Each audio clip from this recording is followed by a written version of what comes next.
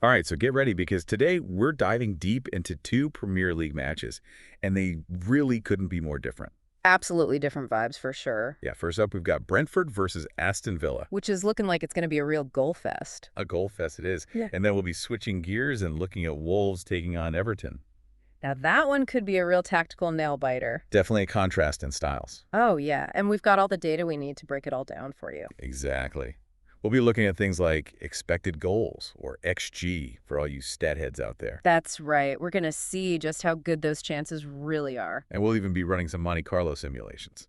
Basically, we're letting a supercomputer play out these matches thousands of times to see what's most likely to happen. Pretty cool, huh? It's all about combining the human side of football with those juicy insights we can get from the data. Love that. Okay, so let's jump right into that first match. Brentford hosting Aston Villa.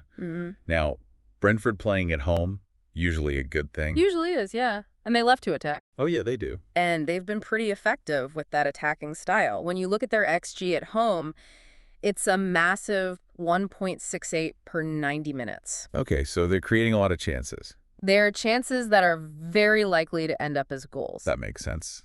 But Aston Villa, they're no slouches, are they? What are we looking at with them? Well, their away form hasn't been their strong suit this season. Really? How so? They've been conceding on average 1.6 goals every single away match. Oh, wow. So that plays right into Brentford's hands, doesn't it? It really does. It's like a recipe for goals. Brentford loves to attack at home. Aston Villa, a bit shaky on the road.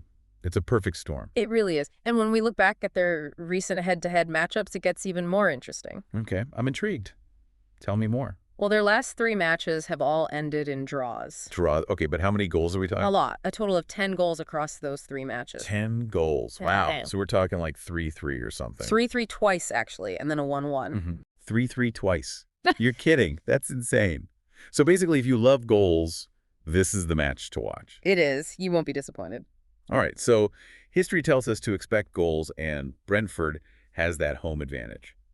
But what do our fancy simulations say? Who's coming out on top, according to the AI? Well, after running those thousands of simulations, Brentford does come out as the slight favorite. Slight favorite. Okay, so not a guaranteed win, but... Not guaranteed, but they have a 51.76% probability of winning, according to our model. 51%. So basically a coin toss, but slightly tilted towards Brentford. Yeah. And what about the scoreline? Any predictions there? Most likely scoreline we're seeing is a 2-1 Brentford victory. 2-1 Brentford. Interesting. Yeah. So potentially another high-scoring affair. But let's talk about the players. Who should we be watching for in this match? Who could be the difference makers? Well, for Brentford, you got to keep an eye on their dynamic duo up front, Brian Mbemo and Ioane Wissa. Ah, yes, I've heard about these two. They've been tearing it up this season. They have Mbemo's already bagged 15 goals this season. 15 goals. Ow. He's on fire. He is, and Wissa is right behind him with 12 goals. They're a real threat. A constant threat. Opposing defenses are having nightmares about them. All right, so Mbemo and Wissa are the ones to watch for Brentford. What about Aston Villa? Who's their danger man? Well, they've got their own goal machine in Ollie Watkins. He's got 12 goals this season. Ollie Watkins. Yeah. Yeah, he's a clinical finisher, for sure. Especially dangerous on the counter. Exactly. He can turn a game on its head in a moment. Okay, so we've got these potent attacking threats on both sides, which reminds me of those high-scoring draws we talked about earlier. It's like they're destined to just trade goals back and forth. I know, right? But football isn't just about goals, is it? Sometimes it's those other less glamorous parts of the game that can really swing the momentum. You're talking about the dark arts, the yellow cards, the tactical fouls? Exactly. The stuff that could disrupt the flow of the game, get under the skin of the players. Oh, yeah. That can be just as important as scoring goals. And this is where things get spicy. Okay, I'm all ears. Tell me about it. Well, Brentford's Christian Nørgaard, he's known for his hard tackling. A bit of an enforcer. He is. And he's already picked up 6 yellow cards this season. 6 yellow cards? Yeah. So he's walking a tightrope. He is one wrong move, and he's seeing red. And who on Aston Villa should he be watching out for? Well, Aston Villa's got their own set of players who like to get stuck in canna. John McGinn's picked up 5 yellows already. 5 yellows, not bad. But wait, you said a set of players? Who else? Oh, yeah. They've got Morgan Rogers leading the pack with a whopping 8 yellow cards. 8 yellow cards. That's a lot. He must love a good tackle. He does. Those midfield battles are going to be intense. It sounds like it. So we've got a potential goal fest on our hands, a slight statistical advantage to Brentford, and some midfielders who aren't afraid to play on the edge. I'm already excited for this one. Me too. It's got all the ingredients for a classic. All right, but before we move on to Wolves versus Everton, let's talk about how all this information can actually be useful for you, the listener. Absolutely. Let's talk about how you can use this data and these AI-powered insights to understand the game better and maybe even develop some winning betting strategies. Okay, so break it down for us. Yeah. How do we turn all these numbers and insights into something actionable? Let's get into it. Okay, so we've got a potential goal fest brewing in that Brentford-Aston Villa match, but let's switch gears now and dive into Wolves versus Everton. This one has a totally different vibe. Yeah, this match is really intriguing, because on paper it looks incredibly close. Even our AI is having a hard time picking a clear favorite. Okay, I'm all ears. Tell me more. What makes this matchup so unpredictable? Well, neither team is in amazing form right now, but Everton has a slight edge. Recently, they've averaged 1.5 points per game in their last 10 matches compared to Wolves' 1 point per game. Okay, so not exactly setting the world on fire, but consistency can be key, right? Especially in a tight league like the Premier League. Absolutely, and when you look at home and away form, things get even more interesting. Wolves have actually been struggling at home lately. Really? That's surprising. I always think of home advantage as being such a big factor in football. It usually is, but Wolves haven't been able to capitalize on it. Everton, on the other hand, have been quietly picking up points on the road. They're proving to be a tough team to beat. So Everton's got that resilience factor going for them, but what about their attack and defense? Are there any clear strengths or weaknesses there? This is where it gets really interesting. Their expected goals, or XG, and expected goals allowed, or XGA, are remarkably close. Wolves have an XG of 1.30 and an XGA of 1.56, while Everton are at 1.27 XG and 1.48 XGA. Okay, so statistically, they're pretty much neck and neck. This is making my head spin. How can we even begin to predict who's going to win? Well, that's the beauty of football, right? It's not always about the numbers. There are always those X factors, those little details that can tip the scales. So let's dig into some of those. Okay, hit me with those game-changing details. What do we need to know? Well, for Wolves, there's one big factor to consider. Their key midfielder, João Gomes, is going to be missing this match. Ooh, that's a tough break. Midfield control is so crucial in football. It absolutely is. And to make matters worse for Wolves, Everton has a full squad available. That kind of advantage can be huge in a close match. Okay, so we've got a statistically tight race, a key player missing for Wolves, and a fully fit Everton squad.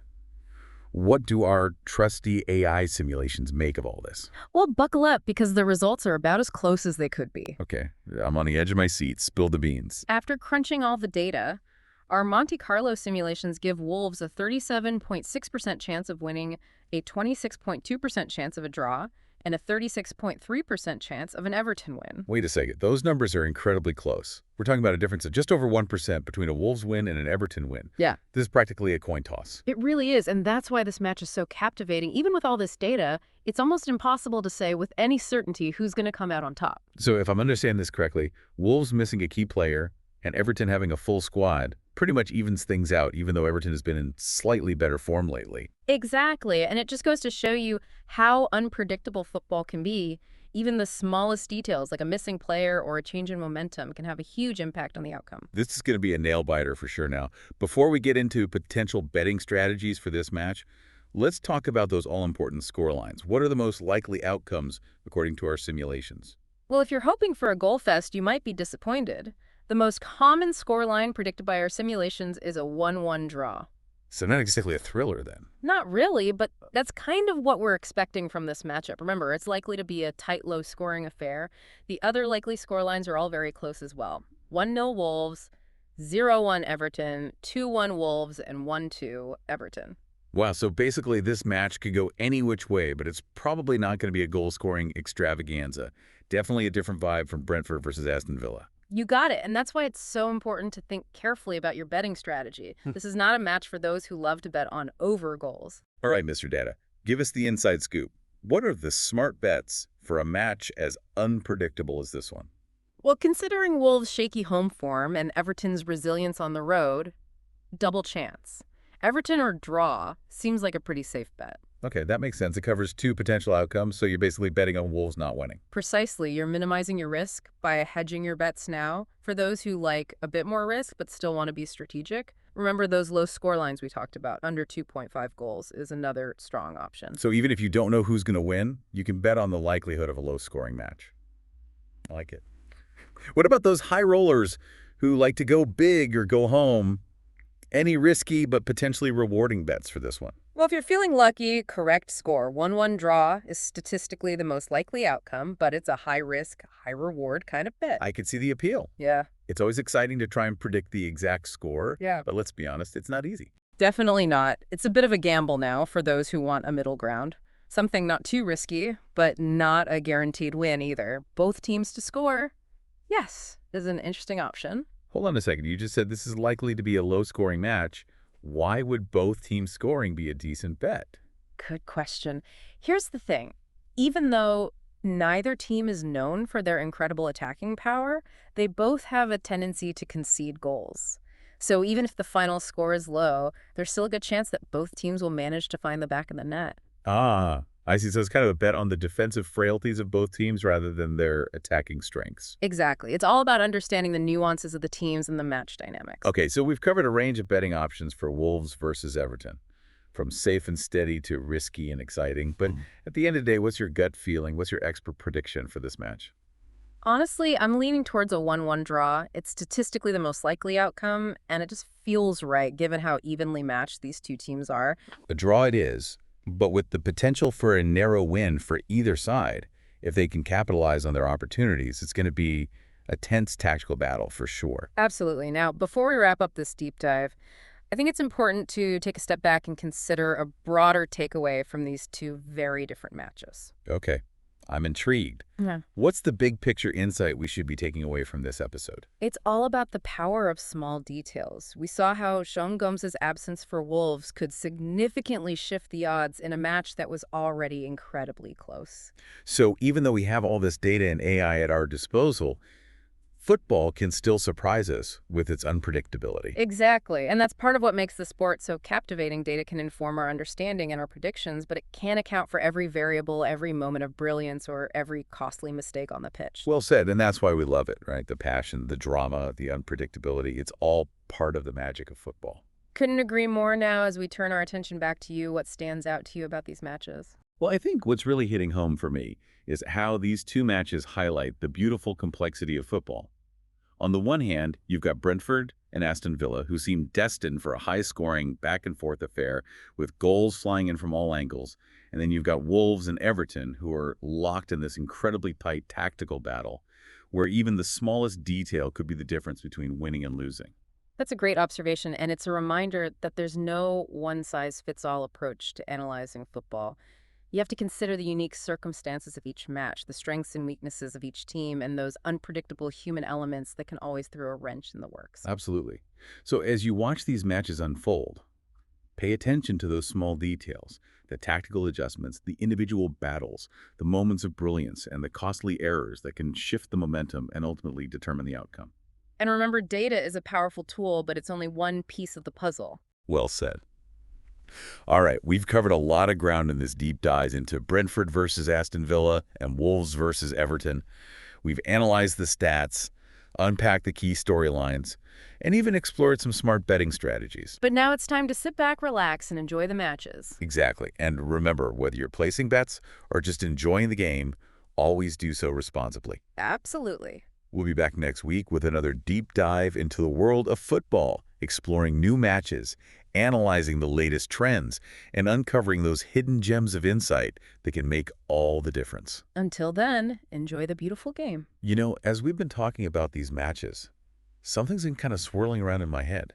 What's that? Well, we've looked at all the data, the trends, we even simulated these matches thousands of times. Oh, we did ran the numbers for sure. But there's this human element that keeps popping up, right? Oh, absolutely. Football isn't played by algorithms. It's played by people. Exactly. And people are unpredictable. That's part of what makes it so exciting to watch. I know, right?